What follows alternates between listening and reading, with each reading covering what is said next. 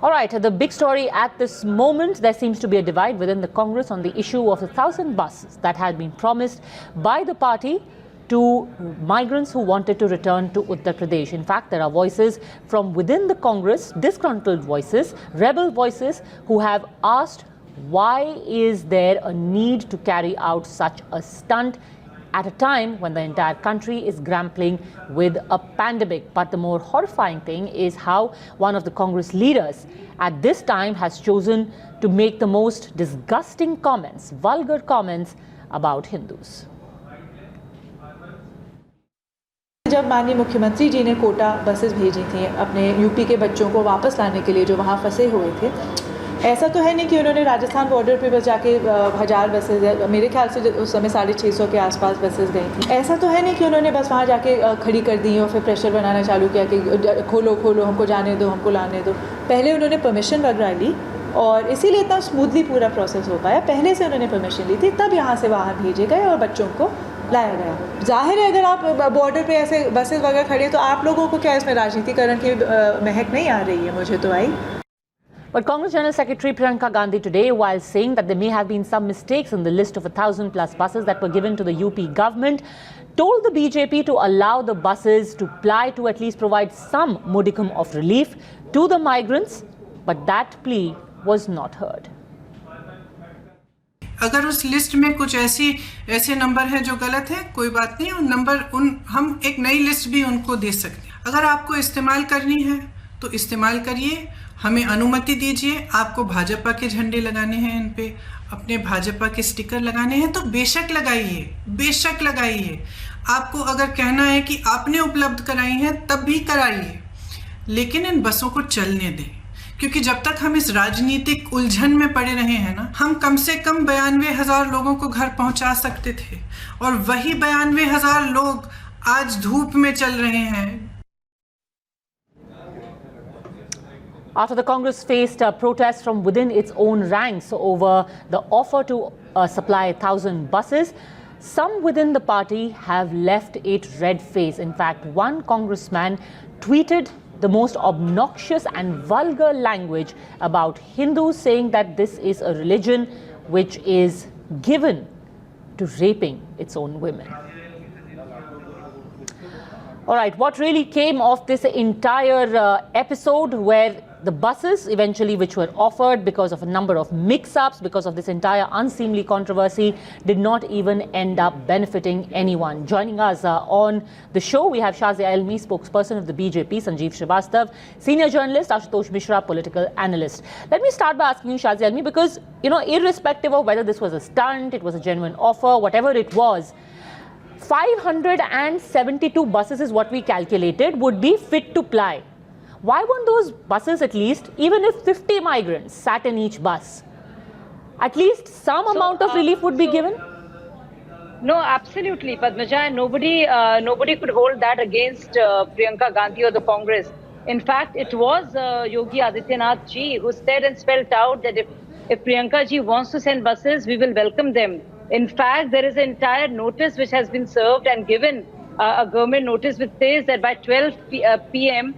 if 500 buses are made available at Ghaziabad, and this has been done by Avanish Avasti, the additional Chief Secretary. So there's no problems to taking help at this point of time. And Priyanka, as you heard from her own bite, says very categorically कि हम एक नई सूची भी दे देंगे. So let her come ahead and let this time, let there be a list which is not full of bunkum and fake registrations and full of three-wheelers and ambulances. Okay, so you're saying the government is still amenable to using these buses, but again, then why did you not give permission? Priyanka Gandhi should offer this to Ashok Gehlot as well. Okay. I mean, she's being so magnanimous and reaching out to Yogi Adityanath ji, which is a great gesture. Of course, a little misguided and inefficient, as has been proven. But she can start. Charity begins at home. She can do the same. So let me just understand. You're saying that these buses which went back at 4 p.m., it's not on the instructions of the government. It is not because the government did give them permission. It's because they wanted to. Yes, absolutely. And in fact, if you follow up as to what's happening, they are waiting for a fresh list of buses with correct registrations to be brought in. and nobody, and in fact, it was spelled out. Yogi Adityanath ji 2 days back said that we are amenable to the idea. Please give us a list, and we will follow the protocol and allow them in. Okay, And that's this has wonderful, because been, you know, in fact, Ashutosh reiterated. Misra, then you should tell the party that you support that they should bring out another well-drafted list. But please, let's make sure that there are no auto rickshaws and platina scooters there. No, from what I hear Shazia Ilmi saying, she hasn't answered your question that if the Yogi government has found 500 odd buses to be all right, why weren't they used? They weren't used because BJP is suffering from trap mentality. If it cannot do anything on its own, it won't allow others also to do it. Why? No, she's saying because they're waiting for a new list. No, I'm not saying that. You offered magnanimously, but you did not give the list. When the list came out, it was filled with polls. You are doing dirty, filthy politics in the name of these migrants. And you are making, you know, you're milking the misery of the migrants, and I have a problem with that. So Priyanka Gandhi and Rahul Gandhi milking the misery of the migrants and their suffering is something I have a problem with. Priyanka Gandhi should offer help, and she should offer help, and her last bite smacks of politics, and it's a cover-up. It's a cover-up, my dear friend. Okay, you know, because Sanjeev Srivastava, you know, often when you look at the Congress, the one saying that comes to mind is, with friends like these, who needs enemies?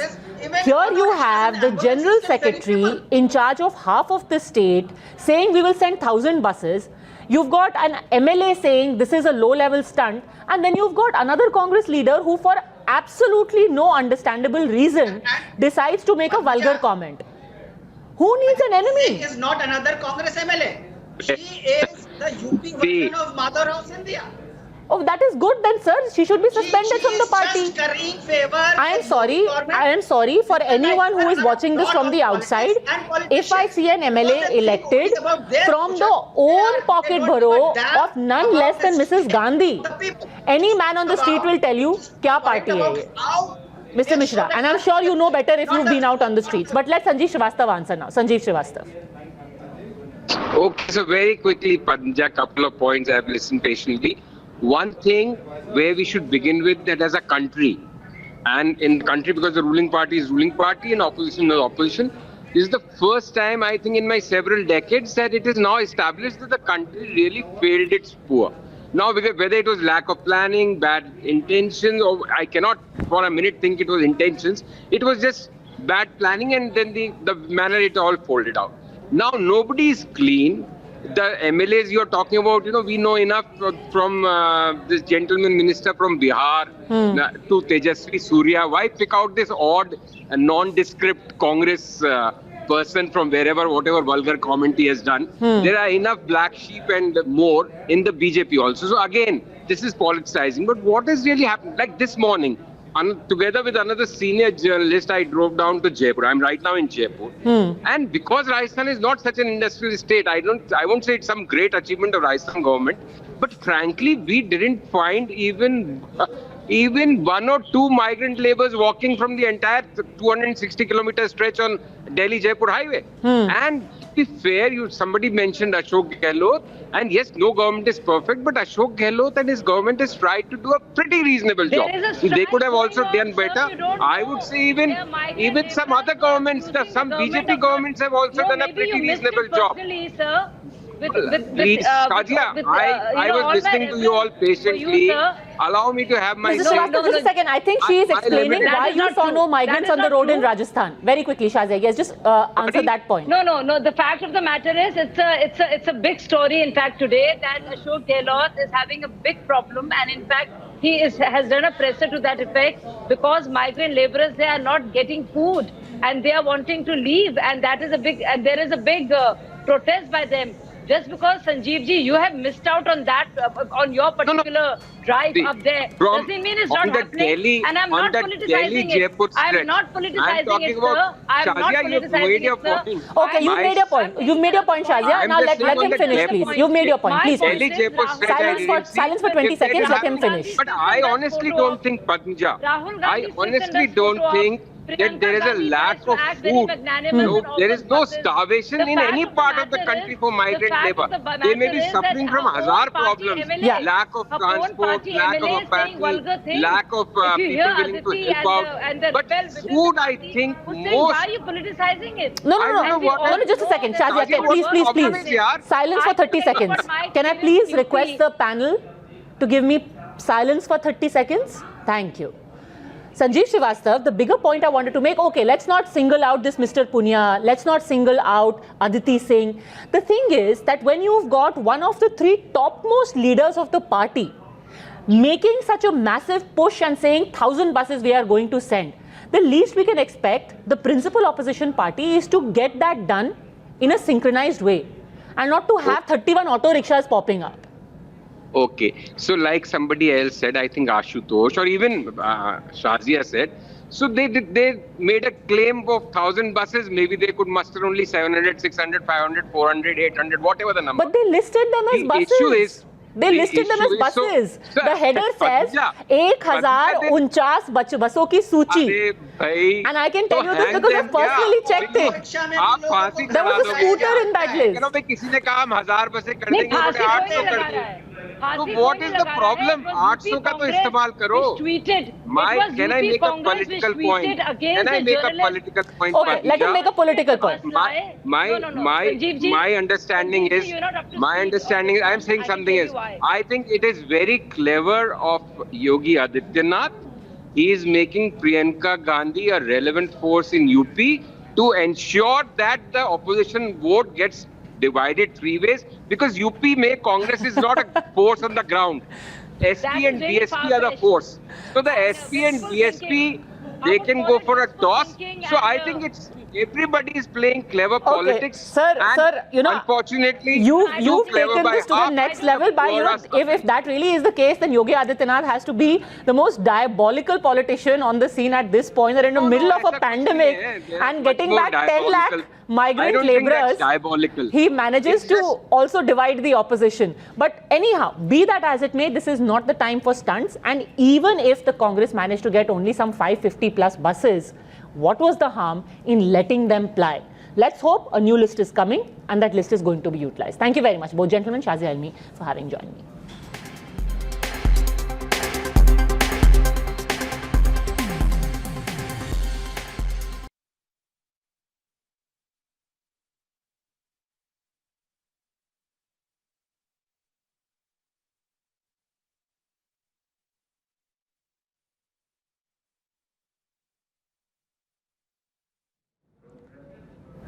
Welcome back. Times Now was the first channel to confirm to you the domestic flights will be resuming. That's right, you can take to the skies again, and that's going to start on the 25th of May, exactly 2 months after the government imposed a nationwide lockdown.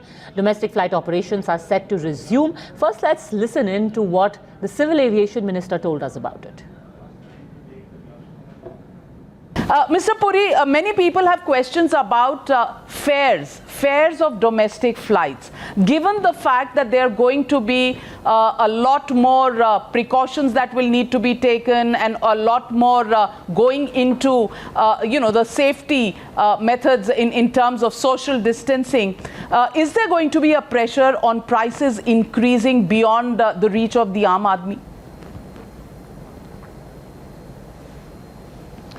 I think the Prime Minister and his government have by now very clearly set out that their effort, and they are able to ensure that we don't subject our Aam Aadmi, our common man, to such unfair and, I would say, increased fares in that manner. So yes, we will have to take some safeguards. We are under discussion with our airline companies, and I can assure you that the idea is to get the civil aviation sector operational very fast, and if that means for a limited period of time, that is the duration of these few months, because it's very clear, if instead of 100 flights you're running only 30 and you don't have any discipline, then you could have a situation where something that would sell for 5 rupees, and if there's no this thing, it could sell for 50. So we will be, but we'll have to be fair to the airline, but most important, we have to be fair to the consumer as well. Madhav Gopalakrishnan is now joining us live. Madhav, couple of questions. Of course, the minister did not answer directly on the fares, but exactly how are airlines responding to the entire idea of one, social distancing on the flights, and two, on what happens once people land? Well, a couple of things, Padmaja. The fact is that there will not be any kind of social distancing. I think that's been made clear. The minister himself has said that the economics just do not permit, 1/3 of the flights of the seats rather to not be occupied. So that clearly is not on the cards right now. But yes, all protocols as far as safety, as far as hygiene, as far as the terminal side are certainly going to be there. There will be proper protocol as far as social distancing on ground. But within the flight, that's not happening. That's point number one. Point number two is that it will be a completely different flying experience. One will, for instance, have to reach the airport terminal at least 3 hours before the flight takes off, and not the 1 hour limit that was earlier there.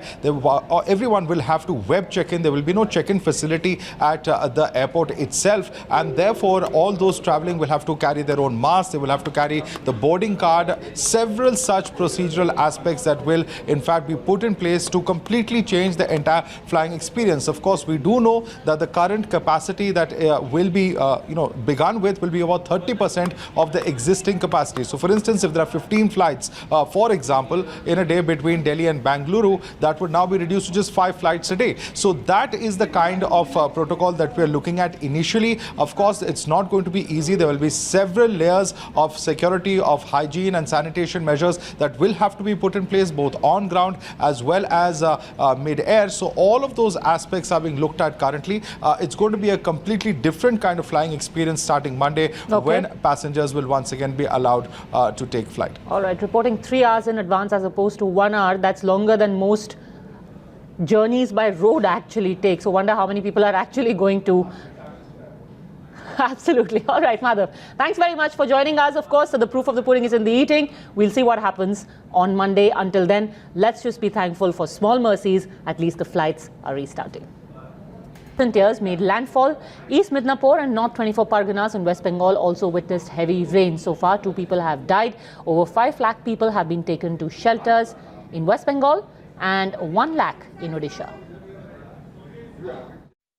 The landfall process has started, and the wind speed is extremely high. It's very difficult to even stand here. Well, just a short while back, about 45 minutes back, there was a lull and there was a dip in the wind speed intensity, but then the wind speed has gone up because the IMD department has nicely explained about the eye of the storm. The corners passing by is a different impact. The eye passing by has a different impact altogether. At this point in time, I am here at Bokhali in South 24 Parganas. South 24 Parganas is considered to be most vulnerable, would possibly bear the biggest brunt of this extremely severe Cyclone Amphan as it crosses Digha, moves from South 24 Parganas and finally moves towards Hatia in Bangladesh Islands. So at this point in time, the wind speed is extremely high, but the Met Department has once again predicted there would be a small lull phase of about half an hour when the wind speed would mellow down, but that doesn't mean it's over. सबसे ज़्यादा maximum wind speed south और north 24 Pargana और east Midnapore district में होगा, जो कि 155 to 165, waste 185. ये wind speed landfall process के शुरू होने के साथ शुरू हो चुका है. अभी जो साइक्लोन का जो सबसे डेंस कन्वेक्टिव क्लाउड मास आई की चारों तरफ होता है, इसको आई वॉल बोलते हैं, नहीं तो वॉल क्लाउड रीजन बोलते हैं. वो वॉल क्लाउड रीजन का जो फ्रंट सेक्टर है वो लैंड के ऊपर जा चुके हैं. सो इसलिए जो एरिया में दोनों फ्रंट और rear sector wall cloud region जा रहे हैं और आई भी जा रहे हैं, वहाँ सबसे ज़्यादा नुकसान होता है. हम लोग अभी भी क्लोज वॉच रख रहे हैं क्योंकि situation is a fast changing transforming situation. ये कहा जाए कि 24 घंटे से ज़्यादा का समय का अंतराल हम लोग जहन में रख रहे हैं, तो ये गलत नहीं होगा.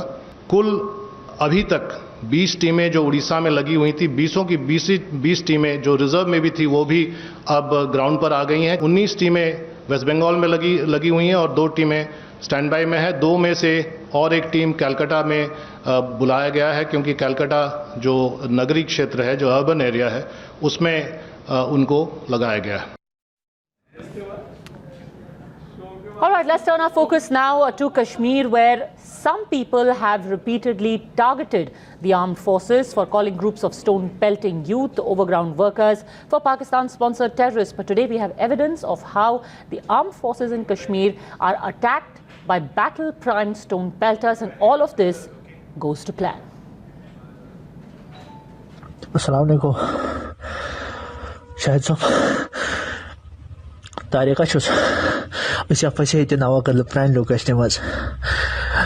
Or sos nafarim garam patram muid pud me sarki khinya.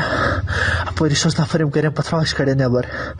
Mestazu Junior so वच्चे सेहरानी सो बाकी और सॉरी साल जल्दी पहुंच कर लगा जल्दी पहुंचे आखिरी गढ़ अस्सलाम वालेकुम शाहिद साहब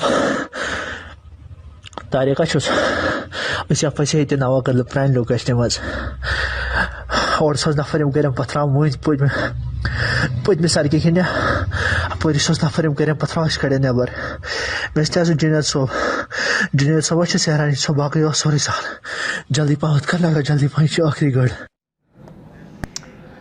Pradeep Datta is joining us live on this story. Tell us the context about where this audio tape is from.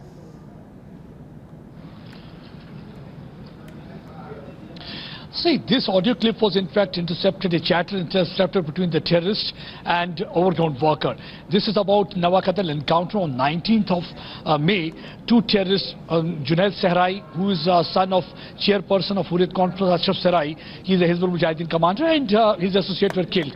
Before final assault was to be launched by armed forces, these two terrorists found that they are completely trapped. Now there is no, way to flee from that cordon. What they tried to do is Tariq Sheikh is getting in touch with the overground worker. He's calling him on phone and asking him to ask some of the youngsters to come over to this place and start pelting stone. That means he wanted those youngsters to play a role of an obstructionist. This completely exposes Pakistan and Pak proxy. How? It's a two-pronged strategy. One, they indoctrinate and brainwash young minds and use Kashmiris as cannon fodder to fight against security forces. And second, when these proxies get trapped, what they try to do is they provoke youngsters, mobilize, instigate them and ask them to play a role of an obstructionist by moving towards the encounter site, by making them pelt stone. If in this, while doing so, if some of them will get killed, they want the vicious cycle of violence to continue. Basically, they want these incidents to use as trigger so that more and more violent protests start taking place in Kashmir Valley. What they had been trying to do since abrogation of Article 370, so far they haven't succeeded. And here it is an audio tape. We had been talking about this thing for quite some time. But now this is an audio proof where chatter has been intercepted between Tariq Sheikh, where he's trying to tell overground worker, send some of the youngsters, start pelting stone so that we are able to break cordon and flee from that area. He's trying to tell him that Junaid Sehrai is also along with him. But nothing of that sort happened. Finally, these two terrorists were killed. But this exposes nefarious, ugly design of Pakistan, that they can never ever be sympathizer of common Kashmiris. All they want to use them for their vested political and strategic interests. They are nothing more than pawn and cannon fodder for them. And that's what actually Pakistan, I think this is an eye-opener for all those people who still believe that Pakistan will be of some help to them, or Pakistan can be their sympathizer. Pakistan had never been their sympathizer. Already 2 generations have been lost because of gun violence. And 3rd generation also, they are trying to radicalize, indoctrinate and brainwash and trying to use them as cannon fodder for their vested interests. That exactly is being exposed. One goes through this audio tape. You listen to this tape. This is on May 19th. Tariq Sheikh talking to overground worker, telling them, ask some of the youngsters to come over to the encounter site, which is taking place in one of the houses where they are trapped in Nawakadal area, which is in downtown First, young men who are handed the gun, and then when they are caught in an encounter, other young men are sent in to give them shield, give them cover by being stone pelters. Let's listen in again to that conversation. Assalamu alaikum. Shahid sahab. Tariqa chus. Isi afasi ite Nawakadal pran location maz. Or sos nafarim garam patram muid pud me sarki khinya apoi sos nafarim garam patrash kade nebar mestazu Junior so vacche sehrani so baaki और sorry साल जल्दी पहुंच कर लगा जल्दी पहुंचे आखिरी गढ़. Meanwhile, India witnessed its biggest surge in COVID cases as the country recorded 5,611 for the first time that we've gone beyond 5,500. And these are 5,611 cases in the last 24 hours. And as always, Maharashtra continued to be the worst affected of this 5,500 plus, 2,000 cases have come just from Maharashtra, over 2,000 cases. The other states to have contributed large numbers are Tamil Nadu, Delhi, Gujarat. They also saw a huge spike in coronavirus cases. The good news amid the gloom, and yes, there is good news, is that the recovery rate is at 40% and the fatality rate is at 0.2%. Despite the record spike in corona cases, the centre has played down fears and said that India's recovery rate at present is satisfactory. एक संतोषजनक विषय यह है कि अगर हम देखें तो पाते हैं कि अब तक 42,298 केस रिकवर हो चुके हैं और टोटल एक्टिव केसेस की संख्या अभी करीब 61,149 है। कि जब हमने लॉकडाउन स्टार्ट किया था तो हमारे यहाँ पर रिकवरी रेट अराउंड 7.1% था। एफर्ट्स करते रहे, फोकस रहा कि हम कोशिश करें कि हम अर्ली केस आइडेंटिफिकेशन करें, उसके साथ ही जो हमारा क्लिनिकल मैनेजमेंट है, जो भी पॉजिटिव केस है उस पर हम एफर्ट करें। तो उसके तहत हमने देखा कि यह रिकवरी रेट बढ़ते हुए सेकंड लॉकडाउन जब हमारा शुरू हुआ तो 11.42% के करीब था, धीरे धीरे बढ़ते हुए वह 26.59% हुआ और आज हम पाते हैं कि अराउंड 39.62%, यानी कि अप्रॉक्सीमेटली 40% लोग जो कि कोविड पॉजिटिव पाए गए वह रिकवर हो चुके हैं। Okay, in fact, 0.2 deaths per lakh population because of COVID-19. That's what the Health Ministry has said today about the fatalities in India. Just days after Nepal released a new map incorporating some parts of India, especially in Uttarakhand, in its own territory. Tension between the two countries is simmering. The Prime Minister of Nepal has gone a step further today by vowing to reclaim India's land through diplomatic route. The dispute started with India inaugurating a new border route for Kailash Mansarovar Yatra. Nepal registered its protest, which was vehemently rebuffed by the MEA that said that the construction of this road took place within Indian territory. But Nepal has refused to budge, and many see a foreign hand, more specifically a Chinese hand, behind this sudden aggressive posturing. Remember, the Indian Army chief had pointed to a Chinese hand behind Nepal registering a protest on the construction of a road in Indian territory. All right, Srinjoy Chaudhary is with us on the phone line. Srinjoy, where does it go from here? Because the elephant in the room, or rather the dragon in the room, is known to everyone. But what do? We've seen Ladakh, we've seen Lipolek, and now we've seen this map. Well, there's Sikkim as well. But as far as Nepal is concerned, this is a worry because India and Nepal have always had good relations. And then you had people in the Indian government saying officially that yes, someone is behind Nepal. So clearly the reference is to, as you rightly said, the dragon. Now the only hope that India has currently in the first crisis is something that the MEA has been speaking about, a possible discussion between the Indian Foreign Secretary, Ashok and his Nepalese counterpart. That is perhaps one way this can be at least sorted out temporarily, or at least it can be diffused for the time being. Because both countries say that this is their territory, the Kalapani Lipu Lake area, and as a result, this is becoming a problem and it's snowballing. Because after the maps came out, you heard the Prime Minister of Nepal say this in Parliament, and this could help in the middle of Ladakh, in the middle of all these other difficulties like COVID. This is an unexpected problem and it's beginning to snowball. All right, for now, thanks very much, Enjoy, for having joined us. I'm taking a very quick break, a very tricky issue really for India. So the government is also right now waiting and watching. Quick break.